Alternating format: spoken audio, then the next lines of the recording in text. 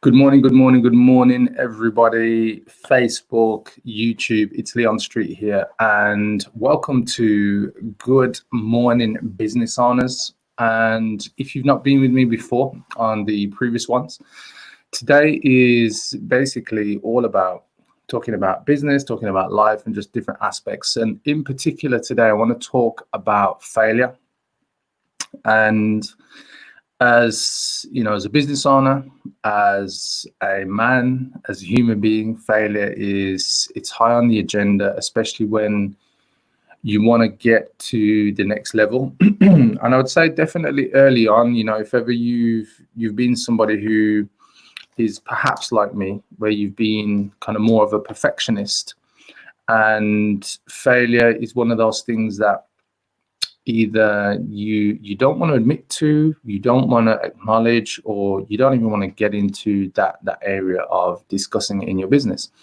And I would say for me personally, when I was experiencing failure earlier in my career, it was tough because earlier in my career I'd actually experienced a lot of success. And so when I was really thinking about where I wanted to be in my career early on, things just fell into place, and I wasn't really experiencing, I would say, failure in that respect. And so because I wasn't experiencing failure, it wasn't something that was something even on my radar.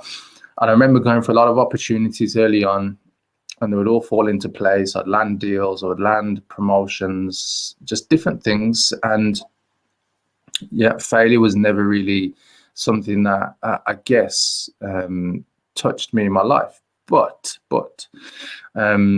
as I kind of pushed on, demanded more of myself, wanted more for me and my business, and to just go to that next level, that's really where I guess in terms of me pushing to that next level, because I wanted more success, that's where actually I started to find where I was experiencing failure. And I don't know about you guys watching this right now, but failure, it's a difficult thing to kind of get to grips with when you first experience it. As you become more experienced, you don't dwell on it so much because you understand it's part of the process. But when you're first going through it, it's a really difficult thing to kind of I would say get your head around, to handle.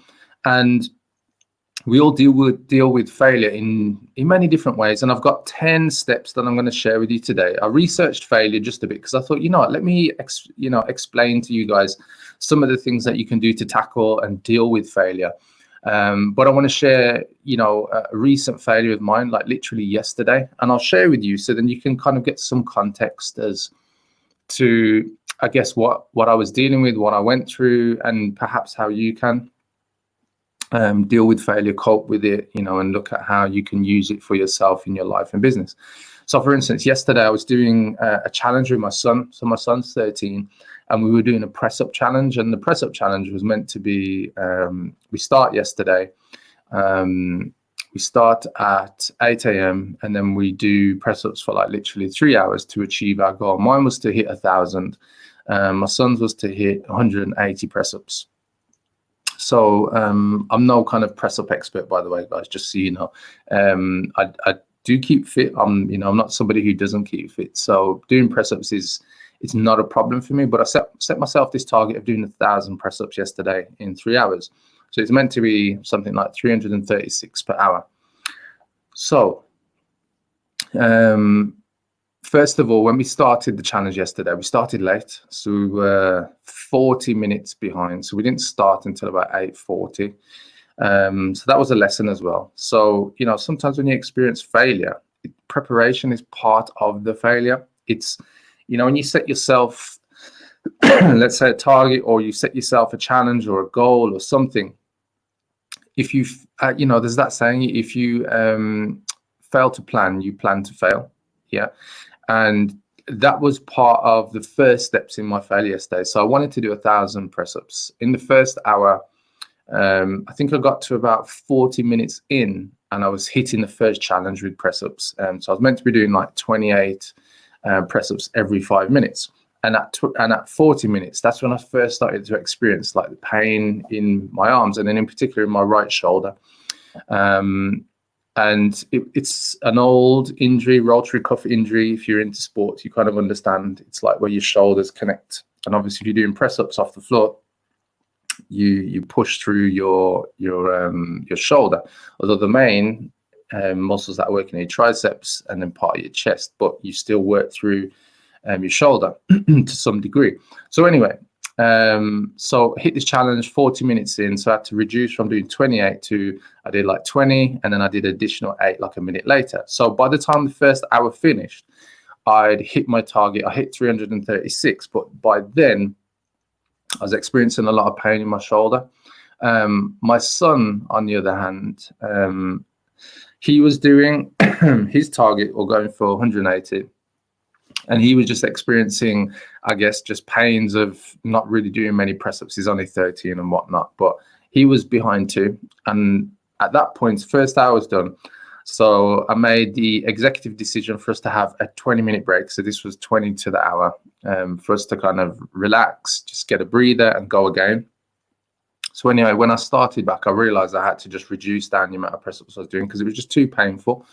And by the way, if you're thinking, oh, you wimp, Leon, well, that's all cool. You know, you can think what you want, but I kept going. So in the end, we managed to do another hour. And by the time I completed the second hour, I'd done an additional, it was like 200 and something. So in the end, I got, so I did 214. So I did in total 550 press-ups yesterday. So remember, my goal was to do 1,000, but I've done 550. And part of the final parts of what I was doing was to encourage my son to get to his goal of 100. So he reduced his goal to 100. So we finished after 2 hours, and say 2 hours and a half. So I let my son carry on until he got to his target of 100 press-ups, and I'd done 550. So something very interesting. So at that point, I realized actually I need to stop because I need to fight another day, i.e. my shoulder was actually hurting. But in going for that second hour, I found my second wind. Now, here's the thing. At that point, I was able to do a number of things. So when you're dealing with failure, you've got to look at how you handle your emotions around what it is that you're going for. And especially if you're going for goals in your life or goals in your business, or I don't know, whatever it is that you want to face or want to achieve. And I was completely aware of what I was going through in terms of emotion. I didn't feel guilt, like, you haven't achieved the goal. I felt a bit annoyed because I really wanted to go for it, but I didn't feel like, I've got to stay or remain guilty because I'm going for a goal, but I'm currently failing in going for it. And I think a lot of the times when you look at failure, it's being able to embrace your emotions. And that's part of, I guess, what, kind of failure is all about. Because when you're faced with failure, you're going to experience emotions, but can you handle those emotions? And can you handle them when they're in relation to your core values? If you've got this kind of integrity or never give up kind of value or approach to how you do things, that might cause a lot of conflict or challenge within yourself internally, mentally. And I've got these 10 steps I want to share with you. I'm going to put them on screen. So just give me a moment, guys, because I want to share these with you. And I'm sharing them with you because, I often found earlier in my career, I wasn't very good at dealing with failure because I didn't really fail a lot. I achieved a lot of success and I didn't fail a lot. But when failure hit me, the really big, and I'm going to share the exact story with you in a moment, it hit me like a roadblock, and it's like freaking car just smashed into a wall. I didn't know how to handle it. And at the time, for me, when I didn't know how to handle failure, I went within myself and closed off from the external world. And that in itself is a big problem, because when you close yourself off to people, to opportunities, to creative thinking, to love, to all these amazing things that actually accelerate you towards where you really want to be or truly want to be. So let me get on screen what I want to share with you. So dealing with failure. Okay, so I've got 10 steps. I've researched these. If you want to know the source, just let me know and I can share the source with you. But I thought, there's a lot of good steps in this for me to share with you. So hopefully that's on screen. Yeah, I can see it on screen now. But the final point before I get into these 10 steps. So yesterday, as I said, me and my son were going for this challenge. I was meant to be doing 1,000 press-ups. My son was meant to be doing 180 or something like that. So anyway, after 2 hours in, 2 hours and a half, sorry, I stopped. So I did 550. I didn't hit my goal. What did I experience? I experienced at that point, I'm going to fight to do this another day. So maybe 2 weeks later or 3 weeks. So yesterday, so 2 weeks from now, I'll probably be going for it again with my son on a Saturday morning. Now, my shoulder's feeling much better this morning after resting after that. But it was cool because I was happy that I pushed myself because I've never done, 550 press-ups in a day anyway. So, it's a new target for myself, a new kind of record.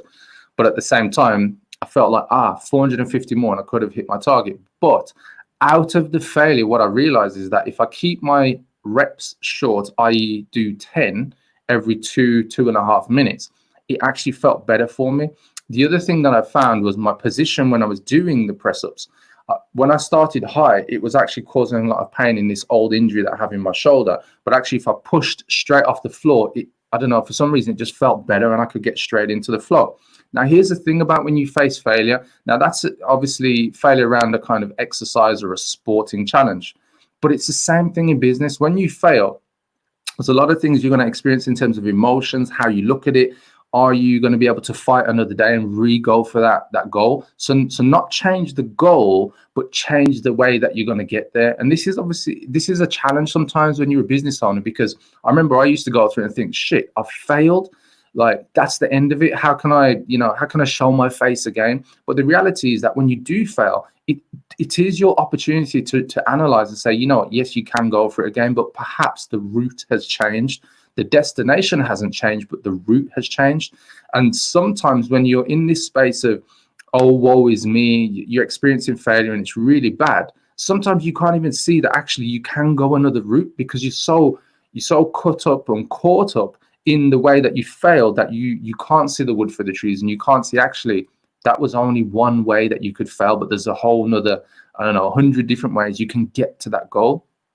So if this is making sense, guys, just drop me a comment below the video and just say, yes, I've experienced that, or, I can relate to this. Perhaps maybe you've gone through your own failures recently. Like, look at this t-shirt that I'm wearing. I thought, you know what, it must have been intuition because I didn't even think. I just threw this t-shirt on. So this was another like sporting challenge that I achieved in 2015. So it was a Tough Mudder event, and honestly I didn't put this t-shirt on because I thought let me share this story with you, but actually I can see now that I was thinking from my higher when I picked this t-shirt out unconsciously. So this was an 11.2 mile race with 25 obstacles, which I finished in 2015. It took me about 3.5 hours to get around this course, and I was with probably like hundreds of other people, probably about 1,000 people. I can't even remember. And there's a lot of people who entered this. But anyway, the point I want to get to is leading up to this race, Tough Mudder 2015. When I completed it, I'd never run 11.2 miles. In my training leading up to the event, which I did about 6 weeks before, and I don't advise you to train 6 weeks out, guys. I'm fairly fit, so I left it. I probably left it a bit late for myself. I could have trained longer, but I'm just saying, if you're faced with any sporting challenge, give yourself a bit more time. But I do play football, I do play basketball when I get the chance to. So I'm quite a fit guy. But even so, I left it 6 weeks for my training, but I'd never run 11.2 miles. I hadn't even done about 80% of the obstacles that were in the freaking run in the course. But anyway, up until then, that didn't stop me going for the goal. And I remember I was about an hour into the race and I was thinking, shit, I'm not sure if I can actually get around this, like, and keep up the pace, because I was with a team of three other guys. So there was 4 of us in the team. And if you've seen Tough Mudder or been a competitor in Tough Mudder, there is some real crazy guys and girls who, some people run like 3 of them in one day. Honestly, me doing one Tough Mudder in one day was enough for me. Like, I was done afterwards. But anyway, leading up to that, I had done some training. I'd done 6 weeks before. I'd run up to 6 miles. So I was pretty confident that I could keep going, because whenever I'd finished my 6 mile kind of practice run, I felt like I had lots of energy, and I felt that that would be good enough for me. Obviously, I didn't factor in doing some of the obstacles and so on and so forth. Sharon just said she can relate, and for me, it's all about keeping healthy. Yeah, you know, and these are going to be great points. So I'm going to share these 10 steps in a moment with you guys. So the point I'm getting to is, in failure, you're going to experience failure because of poor preparation, or you're going to experience failure because you haven't done that thing before, but you've set yourself high expectations, but you've done it without really knowing, like, potentially what you're going to experience, what you're going to go through in terms of, you know, going for that goal, whatever it is. Yeah. And sometimes we put so much weight on ourselves on the failure that what we don't realize, it's the lesson. Yeah, we were meant to fail because we either didn't prepare or we didn't know what was going to happen. And a lot of the times when you're going for things in life, you know, whether you want to attract that guy, attract that girl, or get into a deal, or land that client, there's going to be things that you just don't know are going to happen. If you're going for a healthier lifestyle, or you're trying to you know, let's say you're trying to get fitter, stronger, bigger, or you're trying to lose weight, or whatever it is, you're going to hit some challenges, because the reason you're going for that goal is because you want to change where you are right now and go for the new thing. And it's not like everything's just handed to you on a plate. You are meant to experience failure, because that's how we also learn. So with that being said, guys, Leona, yep, 10 steps are coming up. Here we go. Let's get into this then. So I'm going to share the 10 steps with you that you can look at to deal with failure. So the first thing, and as I've already said this, guys, as we've been going through, embrace your emotions. Your emotions are, you know, just they're an output, they're a message, they're a result. Yeah. But how you deal with them and what you experience is up to you. You know, nobody else external to you is going to tell you how to cope with, you know, loss or failure or love or success or whatever the different things you're going through, you know, depression. So one of my biggest failures, one of my biggest failures was my first business failing. Yeah. And I can tell you now the emotions that I was going through. Had 3 staff members. Yeah. And so it was 4 of us in the business. And at the time, because of the business failing, I had to make all 3 of them redundant. So it was over like a 2 to 3 month period. The emotions, I can't even explain to you: guilt, shame, sadness, just so many different things I was going through. And I'd never experienced that in my career, like as a business owner or even when I was employed. And so for me, I had to understand, and look, I'm not saying this to you guys. It took me about 4 years to get over the depression. I didn't go to a doctor. I wasn't clinically diagnosed. But when you look back, and when I look back on my life, I realized that's what I was going through. But in the short term, when I had to lay off my 3 employees, I was experiencing so much shame and guilt, because I put the responsibility of my employees and their family on my own shoulders. And I was like, how the hell can I do this? How could I put them through this? But then you learn, and I learned it wasn't just my fault. It was a number of things. If I wanted to extremely own it, like the book Extreme Ownership, yes, it was my fault, but there was a lot of challenges within the team and things that weren't being done. So the key thing for me is you must embrace your emotions and just know that they're just an output, but it's up to you to choose what you do with them once you experience them. So if you feel sadness, it's like, why am I sad? What's actually going on here? Do I need to remain sad? And here's a big thing. I've seen people who have been stuck in these kind of negative emotions, and they've lasted for years, and that's what's fucked them up. Excuse my French, but you know, if you got kids around, you apologize. But the negative emotions of being a human can really play with people, and usually when you hold those emotions too long, they mess with your health. Yeah. And this is why you got to embrace your emotions. They mess with your health in the sense of, you know, people who get anxiety, get depression, sadness, they end up with diseases. They end up like in really bad states. They end up, you know, with substance abuse or different things. And this is why you've got to embrace the emotions and know that actually whatever emotions you're going through, they're not the final emotions. They're just how you responded in the moment. You know, as like the basic human response, we have fight, flight, or freeze. Well, that happens temporarily. It doesn't last forever. And then you choose how you move on. But what happens is your emotions hold you in fight, flight, or freeze. And that response, the human response, is only a response to get you out of danger. It's like a natural animal instinct, like to move you out of danger temporarily, because the danger shouldn't last. But what happens is people build up these emotions and build up the habit that, oh, I'm constantly in this space. And if you think you're in fight, flight, or freeze, that's why depression happens, anxiety happens. It's like you're putting yourself back, you're replaying and retelling yourself the story. And I'm spending a bit more time on step one, because if you understand how to embrace your emotions and know that they're only temporary, but you choose how you come out of them, you choose what you do next. It's such a big thing, because when I went through the failure of that business, it was so emotional for me, because I hadn't experienced all these different things, team members, failure, felt shame towards my family, knowing that, you know, Leon didn't make his business successful because everybody thought I was successful, and all these different things.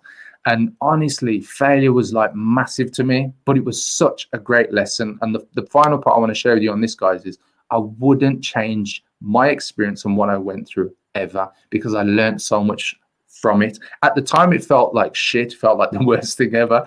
But I was also clear that there's something to learn here, Leon. And that was probably one of the threads that I hung on to. There's something to learn here, Leon, and you will rise out of this. You will do better. So Meg's just saying, I like the phrase that both poor preparation and high expectations might lead to our failures. 100%, because you're setting yourself up for failure. You know, you poor preparation, and then you're expecting to win the gold medal at the Olympics, but you've only run one race. Like, come on. But we do that to ourselves as humans, you know. But the more you understand how you operate, how you deal with your emotions and the things you're going for, you understand actually, I need to change my preparation methods. I need to change my expectations. You know, not change the goal, but your expectations, and still go for it nonetheless. So let's go to step 2 then, guys. Hopefully that's made sense. If this is resonating with you, just give me a yes in a comment below this video, guys. Step 2, recognize unhealthy attempts to reduce pain. So when I went through the challenge of my business, I'm just going to see if I can make this a little bit bigger. There we are. So recognize unhealthy attempts to reduce pain. So when I was going through challenges when my business failed, my unhealthy attempts to reduce pain was not to go for success again in a big way. I kind of played it safe. I played it small. And so what I was actually doing is putting myself into a space of depression, to put it bluntly. And my unhealthy attempts were, I was holding myself back. I was constantly holding myself back. Even though I was saying, oh yeah, I can go for this, I can go for that.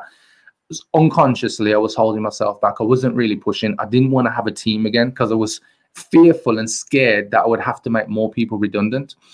And, you know, whatever it is to you guys, and whatever goal or thing you're going for, you know, whether you want to be a better parent, better business owner, just a better human being, better husband, wife, whatever it is, you know, or you're failing, could be failing in relationships right now, whatever it is, you know, just recognize what are the unhealthy attempts, like, you know, if it is relationships, you know, are you responding to that person constantly, but you're going negative straight away? Like, are you biting at them? Are you know, going after that person? It's like, and the reality is you don't have to. You can change the way you respond. Yeah, it's, have you heard the word responsibility? Yeah, you choose your response. You have the ability to choose your response, and that's what it is. And I share this in my business, and I share this with the people that I coach.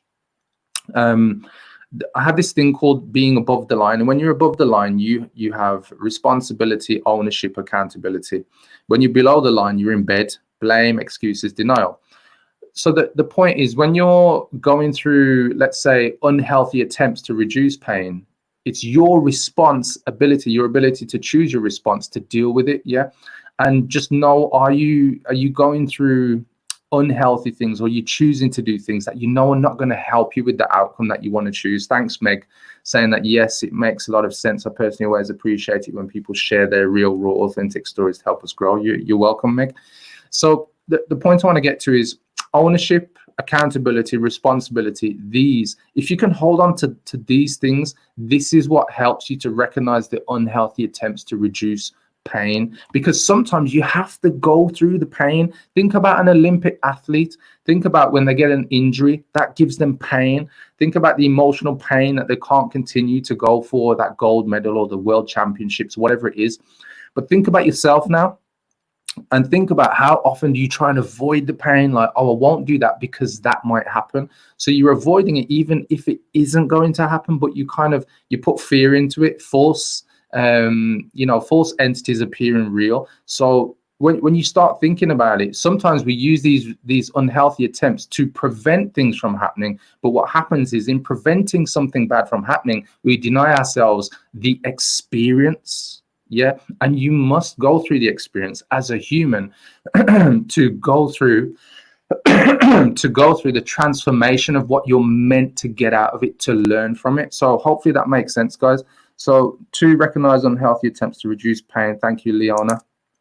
So 3, practice healthy coping skills. So this is where I was saying, ownership, accountability, responsibility. So looking at when you have failed, like, do an analysis, like, what's gone on here? How could I have done that better? How can I choose to now continue going forward? How can I change the route to the same destination, but know that the way that I tried before, that didn't work, or it didn't work because of poor preparation or poor different things going on, environment, blah, blah, blah. But here's the thing now, it's like practice healthy coping skills. And this is, for a lot of people, they don't look at this. They're like, I'm going to win, I'm going to win, I'm going to win. But they don't know how to deal with when they're not winning. And that was me. Yeah, I didn't know how to not cope before because I was just so transfixed on winning.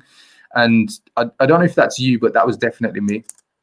So acknowledge irrational beliefs about failure. So this is fear, false evidence appearing real. Yeah, irrational beliefs like, if I fail with this, something blah, blah, blah, like that's going to happen. Or now that I've failed, I can't go for this because I've failed. And as I said to you, remember, always focus on what your outcome is.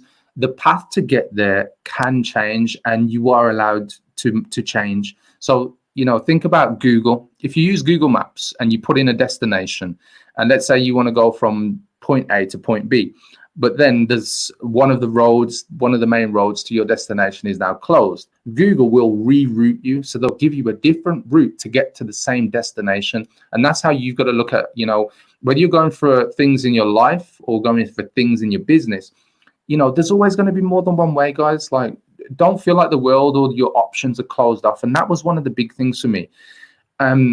When I was going through my challenges, when my business failed, my irrational beliefs were, I have no options. I don't know where to turn. And because of that, I felt closed off. And so for me, that was one of the biggest things, just, looking at what options do I have and where am I being irrational about my approach to finding success again. So step 5, develop realistic thoughts about failure. Like, what is failure? Yeah, this is what this one is. It's like, what does failure mean? Perhaps it's just a lesson. Perhaps it's just feedback. Perhaps it's, showing you that actually your preparation was poor, or your approach during the thing or going for the thing, or, whatever it is that you were doing wasn't great, but perhaps you were having an off day and you really didn't consider how your emotions were during the thing that you were doing or what you were going for. So you need to develop realistic thoughts about failure and just know it's just feedback. It's not the end of the world. And I remember lots of times, when I went through those challenging times with my business failing, and other experiences in relationships, or even before I've been in, have you ever been rejected? Any of you guys ever been rejected in business, in a business deal, networking, trying to get that woman, trying to get that guy, whatever it is, you've been rejected and you feel like a failure. But, what does that actually mean? Yeah. Does it mean that you are a failure? That's it, final, done? Or is it just feedback? Yeah. Feedback, perhaps, that those circumstances weren't right for you and you've got to reroute. Just like I said, you've got to do your Google Maps and reroute to the same destination. Here's how you can develop realistic thoughts, guys. I can handle failure. So just knowing that actually you can handle it. I can learn from my failures. This is the lessons learned. And failure is a sign that I'm challenging myself to do something perhaps difficult. And look, you might be going for something, and to somebody else, it might not seem difficult, but it's your life. It's your thing to experience. So don't judge yourself by how other people have done either. Don't judge yourself by other people giving you their external feedback without being in your head and knowing the emotions and the things that you go through. You've just got to understand that failure is just a sign that you're challenging yourself, and it could be in life, it could be in time, relationships, emotions, family, finances, career, just different things. Yeah. But just knowing it's simply a sign that you're challenging yourself. Right. Step 6, accept an appropriate level of responsibility. I've already said this one already, guys. If you want to play above the line and you want to have, complete ownership of this. And by the way, there's a great book if you have or you haven't read it, called Extreme Ownership. And it was written by 2 Navy SEALs who were in very difficult circumstances in different wars, where they had to accept extreme ownership of their current circumstances to accept an appropriate level of responsibility. But responsibility is the key thing, guys. Responsibility.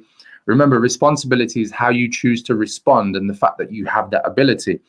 So for me, if you're going for something and you failed or you're failing at it, just accept that that's failing right now. The results, the feedback you're getting is that isn't quite working, and you can choose how you respond. Yeah, you don't have to keep banging your head against the wall if that route is not working for you. Choose a different way, choose a different response. Yeah. And sometimes when you're so focused on achieving the thing or doing the thing or attracting that person or getting a relationship and going to the next level, you can come to this place where you forget there are other options available, and you get so transfixed on that route and that, oh, I'm a failure. That's the end of the world. Like, there's no way for me to come back from this. And all you've done is chosen one route out of 1,000. Yeah. But you've stayed so transfixed on that route that actually that has become the failure. The fact that you haven't seen that you can respond and choose other options. Yeah. I'm not saying stop going for the goal. The goal and the result doesn't change, but your route there, you can change, guys.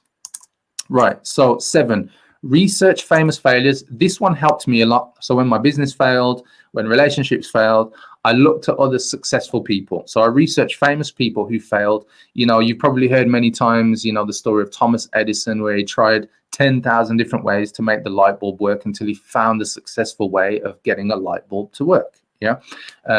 You may have heard the kind of stories of athletes. I love stories of athletes or business owners. So for instance, there's a great success story recently of Elon Musk, and whether you like him or not, it's not the point. I just want to share this story with you. When Elon Musk launched Tesla Motor Company to create these electric motor cars, so no petrol, just electric, the motor industry belittled him, closed the door on him for him to have new opportunities, and he was constantly faced with challenges to make it through, to make his business a success. I think he invested something like, I think it was $20 million, because he had a previous successful business, but he invested about $20 million into Tesla. He also had another company called SpaceX. So he had 2 companies, he had $40 million and invested $20 million into both. He went all in. But I just want to focus on Tesla. So at the time, the motor industry were laughing at him. So BMW, Audi, Mercedes, General Motors, all these big car companies from around the world. And they were like, electric will never work. But he kept plugging away. So he found a different route. He was still going for his end result of launching and growing this business and making it a real success. So he kept pushing. And then over time, the designs got better. More people started to buy these cars. And then recently as the past week, Tesla Motor Company, not only is it the biggest car motor company in the United States of America, it became the biggest in the world globally. Over, I think it was like $209 billion market value. And that came off the back of him investing something like 12 to 14 years in Tesla, his time to grow that business to the level of success that he wanted to achieve. So the point I'm getting to is you are going to experience failures, but look into those people who experience failures along their way to getting to the end result that they wanted to achieve, because you'll find a lot of answers in terms of emotions. What things did they try? They had other options. They had different things they did. And when you start to embody their approach, that can help you to overcome what it is you're going through, either as failure or failing. Step 8, ask yourself what you can learn. There's always lessons to be learned, guys. If you go through failure and you say, oh, I just failed, There's nothing here for me to learn. You know, it was just a failure, and your emotions have got the better of you, and you're just in this place of, oh, woe is me, failure, failure, failure. Just stop, ask yourself, what can you learn? Yeah, what can I learn from this? Yeah, because there's always, what can I learn from my emotions? What can I learn from my planning? What can I learn from the thing that I actually did? You know, the actions I took. You know, what can I learn from the outcome? These are all feedback signs, guys. Step 9, create a plan for moving forward. So now that you've asked yourself what you can learn, what can I do differently? How can I approach it differently? What worked before and what didn't work? Yeah. What do I need to change that I can implement now and take actions on? So are these making sense, guys? We've gone through 9 so far, how you can deal with failure. I'm hoping this is good feedback and good steps that you can use for yourselves. I know me going through a lot of these things, these have all made sense in one way or another. And, you know, I've articulated them into 10 steps. You've got 9 so far, I've got the 10th one coming up. But I remember at times I had pieces of the pie, pieces of the puzzle. It was like a jigsaw puzzle. And I really didn't know how to, you know, connect it all together. And, you know, I've done that for you guys. So I've just saved you some time. As I said, I did a quick bit of research, as well as, you know, I'm sharing these stories that I'm going through because these are the things that I experienced. And just to kind of give you guys some ideas of what you can do going forward. So create your plan. And even if it's, what can I do differently today? That's your plan. Fine. That's what it is, guys. Don't worry about it. You haven't got to do like a business plan, 10 pages of blah, blah, blah. No, if it's just something, you know, to do with your personal life, you know, write it down in a journal. You know, I love journaling. Journaling's a big thing for me. Getting the ideas out of my head, getting the feedback of what's going on. You know, some people say, oh, I've got this great idea about how I can tackle it now or how I can do it different. It's in my head. That's the worst place to be. Get it out your head, because once you get the crap out your head, you create more space in your head for all the creative and good stuff that you can do. Yeah. And this is a big thing, especially when you are experiencing failure or failing, guys. So step, where are we? Step 10, face your fears of failure. So you know, if you followed everything that I've explained today, guys, the final one is remember, failure is feedback. It doesn't mean the end of the world. Unless you're in a situation where it is life or death, look, then I can't explain to you what you need to do. Then you need to figure it out for yourself. But in all seriousness, guys, you must face the fear. You must face whatever it is you're going through, because once you hit whatever result or feedback you get where you have deemed it a failure or you are failing, if you face it, then it has no power over you, because all it is feedback.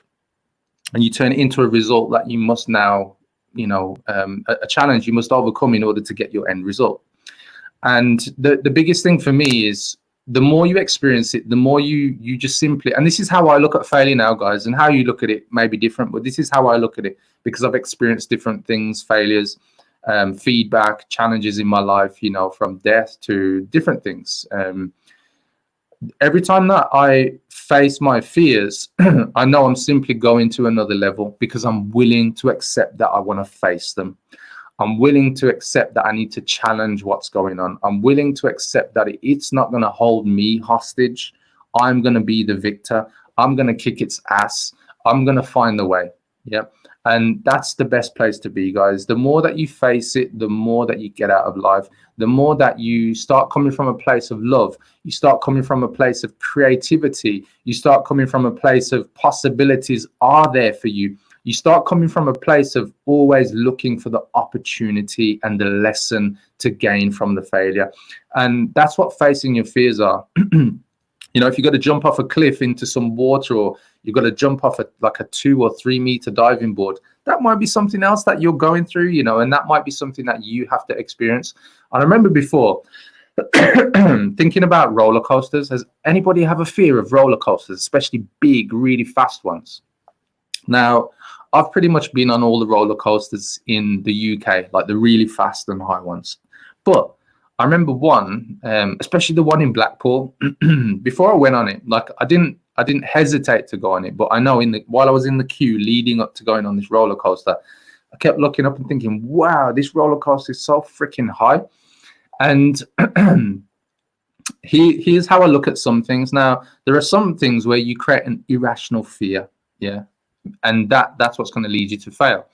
So you might think, I'm in the queue, I'm creating an irrational fear, looking up at this roller coaster, thinking, whoa, that's really going to kick my ass and I'm going to be scared. And you might think at that point, you know what, I'm going to come out of the queue and I'm not riding this roller coaster. And then I would have failed. Yeah, I would have failed in terms of letting my fears overcome me. But then there are some situations where you look at it and you're like, well, hundreds of other people have just been on this roller coaster. They've got on it and come off it. Yeah.